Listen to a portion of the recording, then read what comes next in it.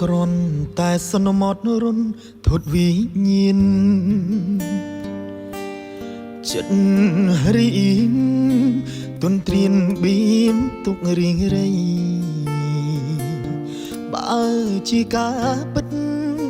ដួងចិត្តបងត្រូវឃ្លាតថ្លៃជីវិតរស់មាននៃវ័យបងពិតនឹងខ្សែមិនខានព្រំស្នេហ៍ភូមិផានច្រើនក៏ហាងរតីភក្តិក្តីជូនថ្លៃគ្មានអ្វីហាមបានអរគុណវេលាបណ្ដាលឲ្យជួបកល្យានពីមិត្តខិតទៅរួមប្រានឃ្លាតមួយជុំហ៊ានក៏ភ័យ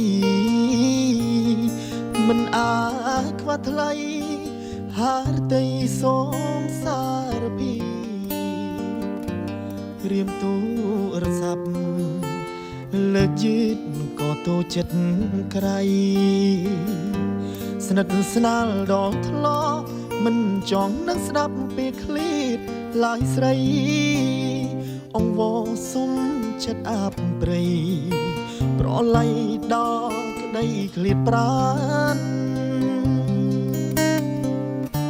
អ្វីដែលឆ្កុំឆ្កងកនឡងនោះណារឿងရှာប៉ុណ្ណាទៅអូនប្រកាន់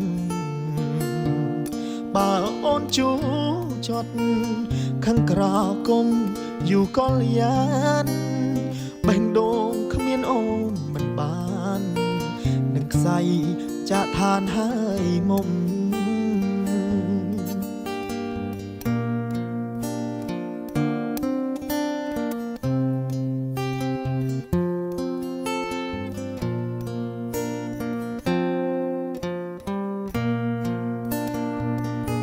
មិនអា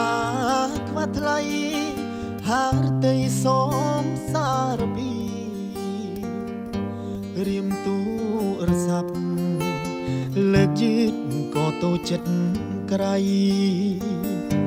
ស្និទ្ធស្នាលដល់ធ្លាប់មិនចង់នឹងស្ដាប់ពាក្យឃ្លាតឡាយស្រីអង្វរសុំចិត្តអាប់ព្រៃប្រឡ័យដល់ក្តីឃ្លាតប្រានអ្វីដែលឆ្កុំឆ្កងកនឡងនោះណារឿងရှာប៉ុណ្ណាទៅអូនប្រកាន់បើអូនជួចត់ខាងក្រៅគុំយូរកល្យានបេះដូងគ្មានអូនមិនបាននឹងខ្សែចាក់ឋានហើយមុំ